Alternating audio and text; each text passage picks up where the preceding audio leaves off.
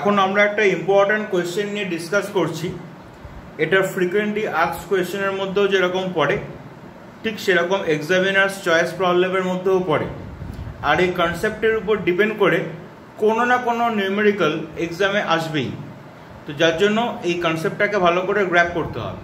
আমি ফার্স্টে কোয়েশ্চেনটা রিড আউট করছি, ভালো করে শুনে নাও, দরকার হলে নোট ডাউন করে নিও। Consider a simple pendulum having a bob attached to a string that oscillates under the action of the force of gravity. Suppose that the period of oscillation of the simple pendulum depends on Roman 1 mass of the bob, Roman 2 length of the pendulum, and Roman 3 acceleration due to gravity at that place. Derive the expression for its time period using method of dimensions. খুব important একটা question. কিভাবে আমরা এটাকে আনসারটা তৈরি করেছি দেখো। তোমাকে যেহেতু বলেছে যে টাইম পিরিয়ডটা মাস, লেন্থ আর গ্র্যাভিটেশন অ্যাক্সেলারেশনের উপর ডিপেন্ড করছে, তাহলে তোমাকে ফার্স্টে এইরকম একটা ফর্ম ধরে নিতে হবে। টাইম পিরিয়ডটা মাস, লেন্থ আর গ্র্যাভিটেশন অ্যাক্সেলারেশনের উপর ডিপেন্ড করছে, শুধুমাত্র এইটুকুনি বলেছে। এবার কিভাবে ডিপেন্ড করছে মানে এম এল জি এদের এক্সাক্ট পাওয়ার কত আছে সেইটা যেহেতু বলেনি, ওই জন্য আমরা এখানে এক্স ওয়াই জেড তিনটে পাওয়ার আমরা ধরলাম। এবার এই প্রপোর্শনাল সাইনটাকে সরানোর জন্য এখানে প্রপোর্শনাল কনস্ট্যান্ট আসবে which is taken as k, যেরকম আমরা ইন জেনারেল নিই, where k is the dimensionless proportional constant and k not equals to 0। ঠিক আছে, এবার আমাদের কি করতে হবে সেটা হচ্ছে লেফট সাইডে রাইট সাইডে যে ফিজিক্যাল কোয়ান্টিটি গুলো রয়েছে ওদের ডাইমেনশন গুলোকে ওখানে প্লেস করতে হবে। অ্যাজ অ্যান এক্সাম্পল, এই যে ক্যাপিটাল টি এটা তো টাইম পিরিয়ডও একটা সার্টেন টাইমকে ডিনোট করে, যার জন্য ক্যাপিটাল টি এর ডাইমেনশনও ক্যাপিটাল টি। এটা একটা মজার বিষয়, এখানে ক্যাপিটাল টি হচ্ছে টাইম পিরিয়ডকে ডিনোট করছে, আর এখানে থার্ড ব্র্যাকেটের মধ্যে যে ক্যাপিটাল টি ওটা টাইম পিরিয়ডের ডাইমেনশনকে ডিনোট করছে। কেমন? কে তো ডাইমেনশন লেস বলেই দিয়েছি, অর্থাৎ এখানে কে এর কোনো ডাইমেনশন আসছে না। মাসের ডাইমেনশন হচ্ছে ক্যাপিটাল এম, লেন্থের ডাইমেনশন ক্যাপিটাল এল, জি হচ্ছে গ্র্যাভিটেশনাল অ্যাক্সেলারেশন, যে টাইপের অ্যাক্সেলারেশনই থাকুক না কেন। এখন এরপরে হচ্ছে বিভিন্ন রকমের যখন নিউমেরিক্যাল করবে সেখানে হয়তো তোমাকে বললো সেন্ট্রিপেটাল অ্যাক্সেলারেশন কি সেন্ট্রিফিউগাল অ্যাক্সেলারেশন বা আরো অন্য যে কোনো রকম একটা অ্যাক্সেলারেশন বললো।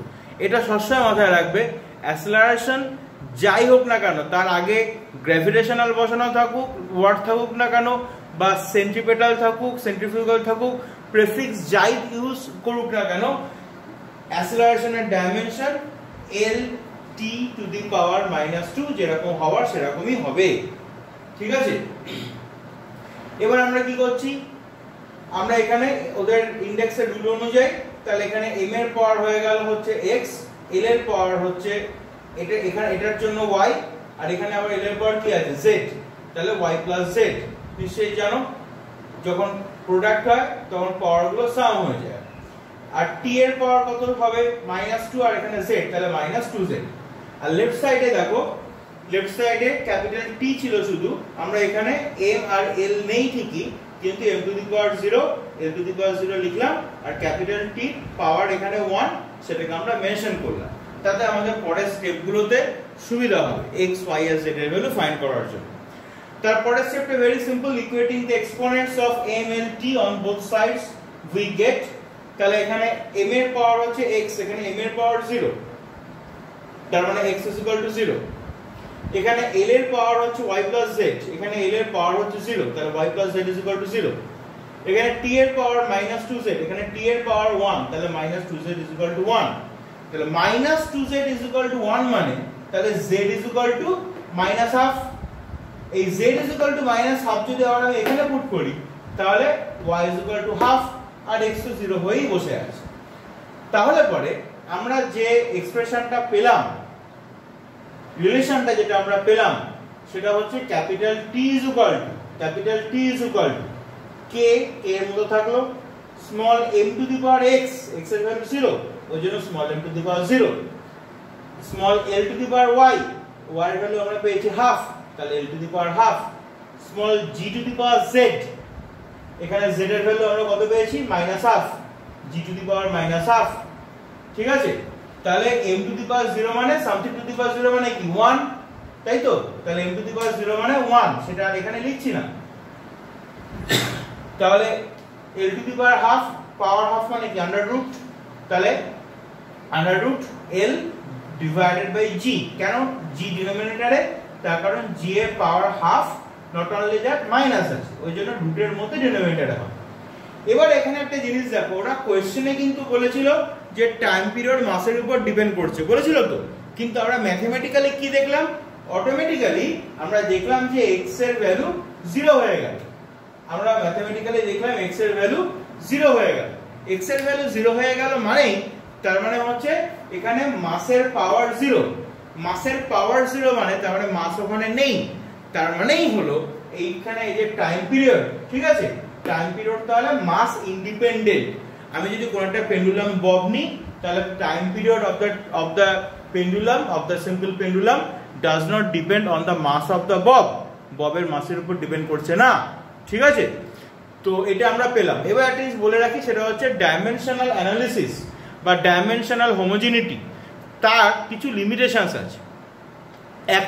একটা ইম্পর্ট্যান্ট লিমিটেশনই ধরতে পারো, খুব গুরুত্বপূর্ণ একটা লিমিটেশন, যে সেটা হচ্ছে এই ডাইমেনশনাল অ্যানালিসিস করে কোনো ইকুয়েশন বা কোনো একটা রিলেশন যদি তুমি এস্টাবলিশ করো, সেইখানে যদি কোনো রকম ডাইমেনশনলেস প্রপোর্শনাল কনস্ট্যান্ট থাকে, সেখানে যদি কোনো ডাইমেনশনলেস প্রপোর্শনাল কনস্ট্যান্ট থাকে, অ্যাজ অ্যান এক্সাম্পল আমাদের এখানে যেরকম k হচ্ছে একটা ডাইমেনশনলেস প্রপোর্শনাল কনস্ট্যান্ট, তাহলে সেক্ষেত্রে ফাইনাল এক্সপ্রেশন যেটা তুমি পাবে, ঠিক আছে, ফাইনাল এক্সপ্রেশন যেটা তুমি পাবে, আমরা এখান থেকে অ্যানালিসিস করে এই ফাইনাল এক্সপ্রেশনটা পেয়েছি।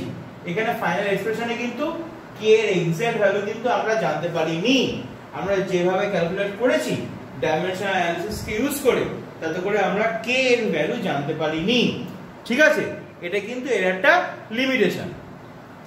তো সেক্ষেত্রে যদি তোমার k এর ভ্যালু জানা থাকে, অ্যাজ এন এক্সাম্পল এটা ভেরি ওয়েল নোন একটা রিলেশন, তো যার জন্য আমরা এখানে k এর ভ্যালু জানি যে 2π, তখন সেক্ষেত্রে মেনশন করে দেব যে from experiments k is equal to 2π, so we get capital T is equal to 2π under root L by G, ঠিক আছে।